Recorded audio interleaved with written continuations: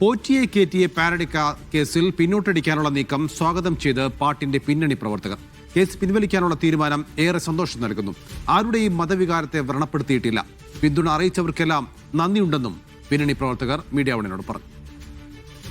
ഞാനിപ്പോൾ ഉള്ളത് ഈ പാട്ട് പിറന്ന അല്ലെങ്കിൽ ഈ പാട്ട് ജനിച്ച സ്ഥലത്താണ്. അതായത് മലപ്പുറം ജില്ലയിലെ പന്തല്ലൂർ മുടിക്കോട് എന്ന് പറയുന്ന സ്ഥലം. ഈ സ്റ്റുഡിയോയിൽ വെച്ചായിരുന്നു അവർ ആ പാട്ട് പാടിയത്. ആ പാട്ട് വലിയ തരത്തിൽ വൈറലാവുകയും പിന്നീട് അത് വിവാദമാകുകയും അതിനു പിറകെ കേസ് വരികയും ഇപ്പോൾ ആ കേസ് പിൻവലിക്കുകയും ചെയ്തിരിക്കുന്നു. ഈ ഘട്ടത്തിൽ ആ പാട്ടിന്റെ പിന്നണിയിൽ പ്രവർത്തിച്ച മുഴുവൻ ആളുകളും ഇപ്പോൾ ഉണ്ട്. പാട്ട് പാടിയ ആളുണ്ട്, പാട്ട് പ്രൊഡ്യൂസറുണ്ട്, അതിന്റെ എഴുതിയ ആളുണ്ട്, എല്ലാം എഴുതിയ അല്ലാതെ സംഗീതം നൽകിയ ആളുണ്ട്, എല്ലാവരും ഉണ്ട്.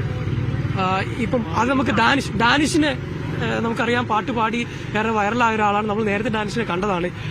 കേസായിരുന്നു, അത് വിവാദമായിരുന്നു. ഇപ്പൊ കേസ് പിൻവലിച്ച് എന്ത് തോന്നുന്നു? സന്തോഷം.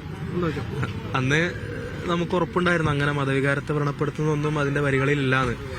അങ്ങനെ ഉറപ്പുള്ളതുകൊണ്ട് തന്നെയാണ് ഇപ്പൊ ഹനീഫാക്കാണ് എന്നെ ഏൽപ്പിച്ച്. അവരൊക്കെ ഇത്രയും വർഷമായിട്ട് ഈ മേഖലയുള്ളതാ. അപ്പൊ അങ്ങനെ ഇതിനെക്കുറിച്ച് കൂടുതൽ അറിവുള്ളതുകൊണ്ട് തന്നെ അങ്ങനെ പ്രശ്നങ്ങളൊന്നും ഇല്ലാത്ത വരികളാണെന്ന് ഉറപ്പുള്ളതുകൊണ്ടാണ് എന്നെ കേൾപ്പിച്ചത്. അതുകൊണ്ട് ഇപ്പൊ സന്തോഷം. ഇപ്പൊ ഈ പാട്ട് ഇദ്ദേഹത്തെ കൊണ്ട് പാടിപ്പിച്ചത് ഹനീഫ മുടിക്കോടാണ്. അദ്ദേഹം ഇപ്പൊ നമ്മളൊപ്പം ചേരുകയാണ്. കേസൊക്കെ ആയിരുന്നു, ഇപ്പൊ അത് പിൻവലിച്ച് സന്തോഷമായി. സന്തോഷം തോന്നുന്നു. ഇവിടെ ഈ സ്റ്റുഡിയോയിൽ വർക്ക് ചെയ്യുന്ന എല്ലാവരും ഗായകരും കൂടെയാണ്. ഈ സ്റ്റുഡിയോ എഞ്ചിനീയറാണ് ദാനിഷ്, പാടിയ ദാനിഷ്. ഇത് സ്റ്റുഡിയോ എഞ്ചിനീയറാണ്, ഈ പാട്ടെടുത്താണ്.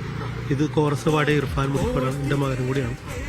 അപ്പോൾ കൂട്ടത്തില് നൂറുകണക്കിന് പാട്ട് വന്ന കൂട്ടത്തില് ഈ പാട്ടും പഠിപ്പിച്ചു എന്നേ ഉള്ളൂ. അതായത് ഈ തെരഞ്ഞെടുപ്പ് സമയത്ത് വന്ന ഒരുപാട് അത് പല പാർട്ടികൾക്കും വേണ്ടി പാടിയിട്ടുണ്ട്. ആ കൂട്ടത്തിൽ പാടിയതാണ്. പക്ഷെ തെരഞ്ഞെടുപ്പ് പ്രഖ്യാപിക്കുന്നതിന്റെ തൊട്ട് മുമ്പാണ് ഈ പാട്ട് പാടുന്നത്. ഇതിന്റെ പ്രൊഡ്യൂസർ സുബൈർ പന്തല്ലൂര് അദ്ദേഹം കൂടി ചേരുകയാണ്. വിവാദമായി ഇപ്പൊ അതൊക്കെ പിന്മാറി. എല്ലാം സന്തോഷം. ഇത് ഈ വിവാദമായെന്ന് മുതൽ ഞങ്ങളെ കൂടെ നിന്ന സാംസ്കാരിക രംഗത്തെ, കലാരംഗത്തെ, പിന്നെ രാഷ്ട്രീയ രംഗത്തെ എല്ലാവർക്കും നന്ദി പറയണം ഈ സന്ദർഭത്തിൽ.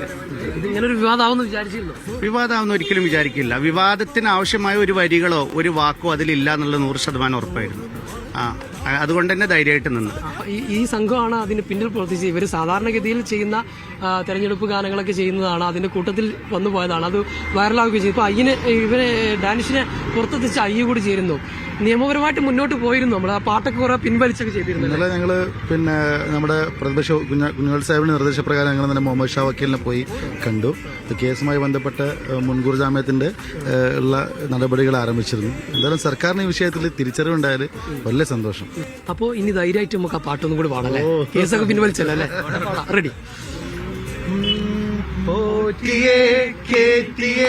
സ്വർണം ചെമ്പായി മാറ്റിയേ, സ്വർണ്ണപ്പാളികൾ മാറ്റിയേ, ശാസ്താവിന്ധനമൂറ്റിയേ, സ്വർണം കട്ടവർ ആരപ്പ, സഖാക്കളാണേ അയ്യപ്പ, ലോണം മാറ്റിയതാരപ്പ, സഖാക്കളാണേ അയ്യപ്പ.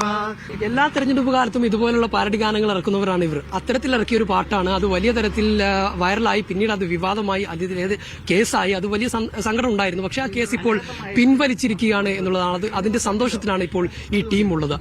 അനുരൂപിച്ചിക്കോടിനൊപ്പം ജംഷീർ കൊടിഞ്ഞി, മീഡിയ 1 മലപ്പുറം.